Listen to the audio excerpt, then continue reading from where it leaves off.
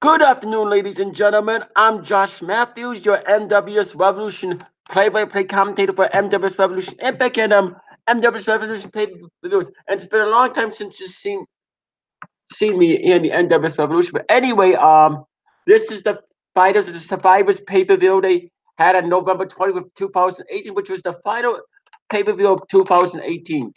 Anyway, I'm here to talk about what happened and how and as you can see, Scott Gale should heal that bastard. But I'll talk about that bastard Scott Gale later. Anyway, let's begin with the pay-per-view. Okay, it says NWS Fighters Survivors pay-per-view reveal. November 25th, 2018. The commentators for that pay-per-view event were me, Josh Mathews, Matt Striker, and color commentator Don Callis. Me and Don Callis welcomed the fans to the American Airlines Arena in Miami Beach, Florida, and won down the match card. I, Josh Mathews, said we will feature Jason the Situation versus Trevor Phillips from Grand Theft Auto 5. Then we will see Ian Clean versus Maximus and a death match for the Intercontinental Championship. Don Callis gets on the mic and says the main event will be the War Games match, which will feature the Sons of Chaos, Scooter St. World, So Up, and I Cody Braden team up with Jack Kirby taking the Shinobi Mafia Wars, which consists of Cody Mercer, Jason Voorhees, Shane McMahon, and Psycho Mercer, versus the Michael Scars, Ryan, and Mike the X Murder versus the NWS World Heavyweight Champion, Dallas Conover, and Jesse James Resurrex, who are also the NWS Tag Team Champions. And then I, Josh Mathews, tell the fans to enjoy the pay-per-view. Me and Callis go to commentary with Matt Striker. The first match was Jason the Situation defeated Trevor Phillips. This was the first match as Jason the Situation and Trevor beat the hell out of each other, with Jason the Situation taking down Trevor, giving him a far-away slam and elbow drop, and a swinging neckbreaker as Trevor then big boots Jason the Situation, DDTs him, and gives him an airplane spin and a Sunday bloody avalanche as he goes to pin him. But Jason the Situation kicks out and pounds away on Trevor and drops him with the end of days for the 1-2-3 winner, Jason the Situation. Via pinfall. This match lasted 5 minutes. Good 5 minute match. I gotta say, this was a good 5 minute match. And then backstage, Michael Cole interviews the Sons of Chaos and asks them their thoughts on the War Games match. Scooter St. William says tonight he and his brothers will destroy everyone and be victorious. So Robert says those annoying peasants and Shinobi Mafia warriors will be put into place. Cody says War Games has a special meaning to it, and we will find out. Right on, and Jack Harvey shows up and says, "Let's do this." Then NWS General Manager Mr. Jesse Acevedo is in his office and says he's really looking forward to War Games tonight, and said he had a great Thanksgiving and is ready for Christmas and New Year's. And then me, Callis, and Striker plug the second match go over the rules. And there was Intercontinental Championship match, that match, Ian Clean versus Maximus. This was the second match as Ian and Maximus beat the holy hell out of each other, with Ian taking down Maximus as he slams his head on all 4 turnbuckles and locks him in the Como lock. But Maximus refuses to tap out, bites off Ian and gives him a Hurricane Run and an Indigo and back body drop as he gets a steel chair and whacks Ian in the face with it, then breaks a cinder block over his head, busting him wide open as he gets barbed wire and cuts him with it, until Ian punches the barbed wire into Maximus' face and gets a steel chair and hits him with it several times non-stop, then grabs a sledgehammer and hits Maximus in the stomach and head, busts him over as Ian smears the blood all over Maximus' face, and he drops him with the one-winged angel, goes to pin him, but Maximus kicks out and low blows and then drops him with a pop-up powerbomb, then the wraps of God, and decides not to pin him and completely dominate him until he pop-up powerbombs him through a table, and then Ian battles back for one-winged angel through a flaming glass table. Ian goes to pin, but Maximus gets his shoulder up. Ian gets frustrated and dumps thumbtacks all over the mat and F5s Maximus on them as he writhes in pain. Ian drops Maximus with his new finish and stomps on him as they trade blows and fight on top of the turnbuckle as they both go crashing through 4 tables and the ref counts, but Ian and Maximus don't get up. Winner, no contest. This match lasted 16 minutes and 45 seconds. Gotta say, this is a great match, but what will Ian Clean and Maximus do next? Will we see another match between Ian Clean and Maximus where there must be a winner? Only time will tell. Only time will tell. And then backstage, the Sons of Chaos, Shinobi Mafia Wars, DM Club, and Mayans are all shown getting ready for the War Games main event. Me, Callis, and Striker plugged the main event and go over the stipulations. The crew defeated the Sons of Chaos with Will Phil in the corner. The crew defeated the Sons of Chaos. The Sons of Chaos had Will Phil in the corner. The Shinobi Mafia Warriors had Paul Heyman in the corner. The M Club and the Miners. This was the main event as the Sons of Chaos and the Shinobi Mafia Warriors are battling it out, beating the hell out of each other.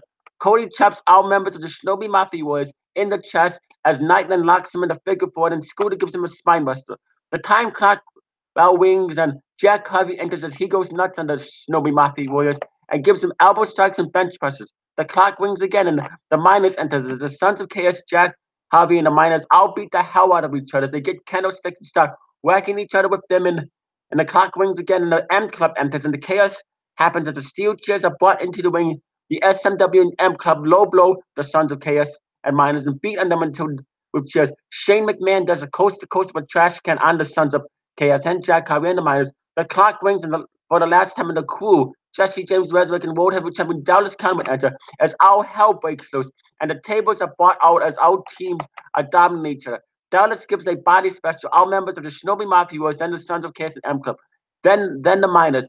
Jesse James Resnick hits the Sons of Chaos with the Death Valley Driver. The Miners get up as Miner drops the Sons of Chaos and Shinobi Mafia Warriors and M Club and crew with the Miner Bomb and Scars Armada. Mike then murder bombs out of him. Mercer spine busters the Sons of Chaos and locks him in the Coquina Clutch and drops him with the 450 splash and Canadian Destroyer. And to the Miners and crew as well. As Psycho Mercer Psycho bombs them. Scooter drops the Shinobi Mafia Warriors with the Scooter bottom People's Album Blue Fun up on white food table and the M Club and the Miners and the crew. Cody RKOs them and Knight delivers the Shades of Night and Jack Harvey drops the Dirty Deeds and Mike Chuck.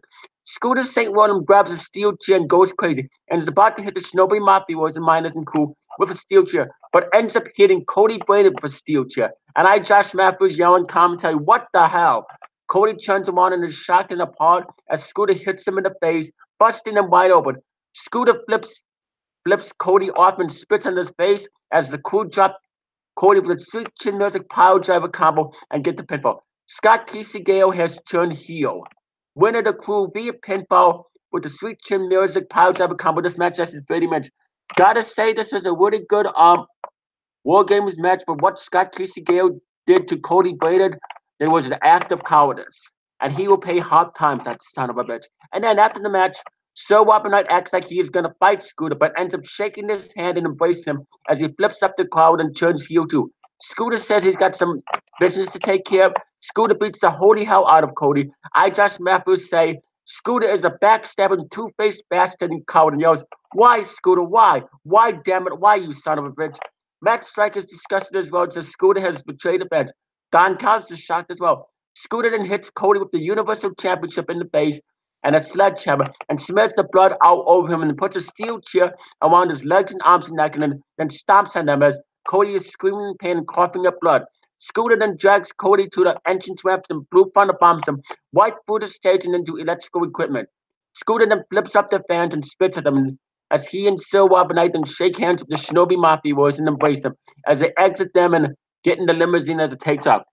Scooter St. William, you are a no good lying bastard. You turned your back on the fans. You turned your back on me. You turned your back on Matt Striker and Don Callis. What you did was a total act of cowardice, Scott Casey Gale. And as far as I can say, Scott Casey Gale, you backstabbing coward, you can go to hell. You can go to hell and watch Scott Casey Gale. And it's only going to be a matter of time before Cody Braden comes back. And when Cody Braden comes back, you better win, Scott Casey Gale. You better win. And you better be on the lookout for Jack Harvey, Scott Casey Gale, because Jack Harvey is pissed off as hell with you. And he's going to tear you apart limb from limb. So, Scott Casey Gale, I hope you get what's coming to you, you son of a bitch. Because, Scott Casey Gale, you suck. You are a no-good, backstabbing coward, a rotten son of a bitch, and a piece of crap. And I hope that when Cody Braden returns, I hope he gives you the beating of a lifetime. I hope Jack Harvey gives you the beating of a lifetime as well. Scott Casey Gale.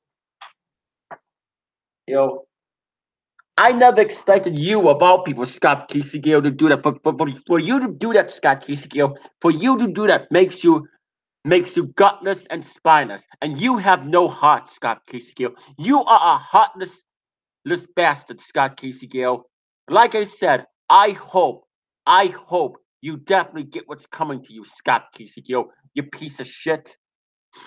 Anyway, and then after that, Jack Harvey is pissed off and walking backstage as a car speeds up and a Matt Spencer's driving and then he runs Jack Harvey over and speeds off. And I, Josh Mathews, say, who?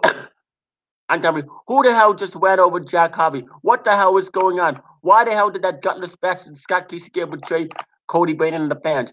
Who is that heartless cow that went over Jack Harvey? We are out of time. Good night, everybody. Don Tyler says, this is crazy. Striker says, see you next year in 2019. The pay-per-view goes off the air. I gotta say that I gotta wait. Finals of the Survivors, five stars and a 10 out of 10. But like I said, Scott Gale,